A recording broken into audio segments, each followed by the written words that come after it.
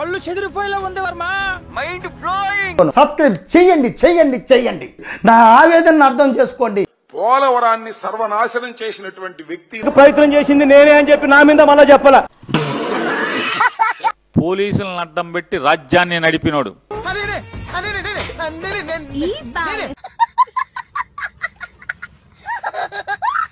పాతలు పెడదామని పొయ్యిలో పెట్టింది, అప్పుడు దాకా కాలుతానే ఉంటది. టీసీ గుద్దలు పెట్టు. మీకు మామూలుగా వేసేవాళ్ళం కదా.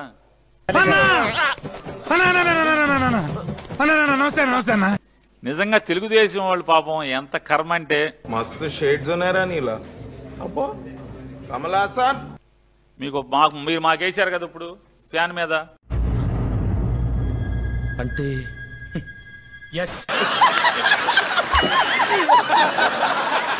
కాబట్టి ఓటర్లు అతని నాయకుడిగా మీరు జగన్మోహన్ రెడ్డి గారిని గుర్తించక్కర్లేదని. నీ యవ్వసన్నాసినాయాలా అంటే ప్రజలు ఆల్రెడీ తిరుగుబాటు చేసేస్తున్నారు. నా బతుకు బర్బాద్ చేసావు కదా. ఇంతకన్నా ఏమన్నా బతుకులో ఏం మాట్లాడుతున్నావురా నువ్వు? నీకేమన్నా బుర్రున్నదారా? వాళ్ళ చేతులతో ప్యాన్ గుర్తుకు వాళ్ళు ఓటేశారు.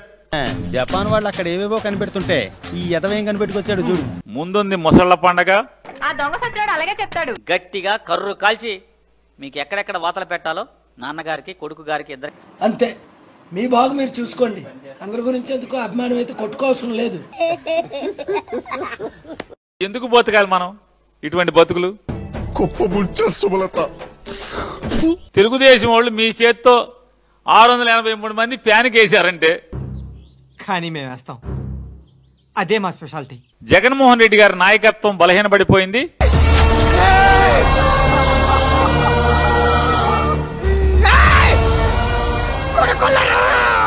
ఏం సాధించారు దీంట్లో నేను అడుగుతున్నా. మీరేం సాధించారు? అరే నీకు ఎక్కినట్టుందిరా నీకు. మీరు దోపిడీ చేసి, మీరు అఘాయిత్యాలు చేస్తుంటే అందులో ఏమన్నా ఎవడురా నువ్వు? జగన్మోహన్ రెడ్డి గారి నాయకత్వాన్ని ఏమన్నా మీరు తగ్గించగలిగారా? నా బొందకి మరీ అంత స్పెషల్ రెస్పెక్ట్ ఎందుకు సార్? దారిలో దారి కాసి కొట్టారు, పోలీసులతో తన్నిచ్చారు. అరవటం ఆపకపోతే ఎరగొడతాను. నారా చంద్రబాబు నాయుడు గారు ఏమనుకుంటున్నాడు? నామినేషన్ కూడా వద్దనుకుంటున్నాడా? బీడీ కట్ట మీద పురు బొమ్మలా ఉన్న వీడెక్క. ఎవరినో చూసి ఎవరో వాతలు పెట్టుకున్నట్టుగా జీవితం సెకండ్ పార్ట్ మొదలేదు. సుమలతో మెట్లు ఎక్కాం. ఇక్కడ కాకపోతే పైన, పైన కాకపోతే పైన. ఫస్ట్ స్టాండ్ ఆపండ్రా బాబు, జురాసిక్ పార్క్ లో డైనోసార్ లాగా వదులుతుండు. మళ్ళీ ఎన్నికలు వస్తాయి, ప్రజలు మీకు బుద్ధి చెప్పడానికి రెడీగా ఉన్నారని. అసలు ఇప్పటిదాకా బతికొండడమే ఆశ్చర్యంగా ఉంది. కుర్చీల్లోంచి తరిమి కొడతాం ఖాయం అనేది. అరే నువ్వు కొంచెం దూరం పోయి కూర్చోపో, అక్కడ కూర్చోపో. మరొక 3 సంవత్సరాలు ఎంతసేపు గిర్రెని తిరిగి వస్తుంది. మరో 3 సంవత్సరాలు, 3.5 సంవత్సరాల తర్వాత మీకు మేము టికెట్ ఇద్దామని అనుకుంటున్నాం. మీరు నిలబడితే సూపర్ గెలుపు. ఇక ఎక్కడ చచ్చిపోవాలి? 683 ఎక్కడి నుంచి వచ్చినాయి మాకు? ఇంతకన్నా మీ కర్మ ఇంకేం కావాలి?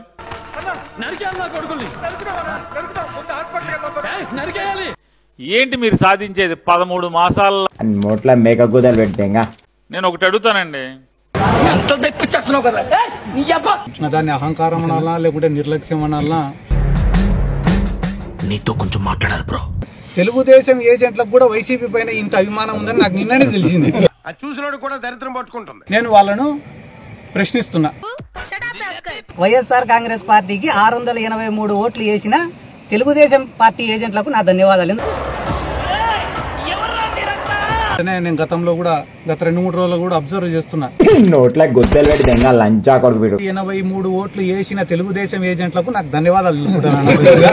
తల అడ్డంగా ఊపుకో, ఊడిపోతుంది. నేను ఇంకా పూర్తి చేయలేదు. ఇంకా జగన్మోహన్ రెడ్డి గారు ఎంత బలమైన నాయకుడు అనేది మనం అర్థం చేసుకోవాలి. ఒక మీటింగ్ పెట్టి హెలికాప్టర్లో నేను వచ్చేస్తా, రేపే బీఫార్మ్ ఇచ్చి అనౌన్స్ చేసేస్తా. ఈ రోజు ఎక్కడ పడితే అక్కడ చూస్తున్నాం మనం, చిన్న చిన్న వాటికి కూడా కేసులు కట్టే పరిస్థితి ఉంది. ఎందుకంటే కేవలం ఒక 5 లక్షల రూపాయలు 10 లక్షల రూపాయలు సంపాదించుకోవచ్చు అని చెప్పి సిటీలో ఉన్న గుండాలు, రౌడీలు మొత్తం స్క్రాప్ ఇక్కడే ఉందేంట్రా నేను చెప్పి ప్రతి ఒక్కరు కూడా చాలా బాధపడుతున్నారు. ఏం లేదు సార్, మీరు బాలీవుడ్ లో హీరోగా సెలెక్ట్ అయినారు కదా, ఈ బాలీవుడ్ అంతా ఇంతే. లోపల నుంచి రావడం లేదు నవ్వు వాళ్ళకి. ఎందుకంటే మీ ఇద్దరిని చూస్తుంటే ఎంత చెత్త నా కొడుకులో నాకు అర్థమవుతుందిరా. మూర్ఖత్వం. నేను గతంలో చెప్పినా మళ్ళీ చెప్తున్నా, కాటేయాలి. నాగరాజు నాగితే చచ్చిపోయేటట్టున్నా, నాగితే నేను చచ్చేటట్టున్నా. ఏందా స్వామి? దీని యొక్క మరమ్మతు కార్యక్రమాలు చేపట్టి ఎవడరా మీరు? తెలుగుదేశం ప్రజాస్వామ్యం అది.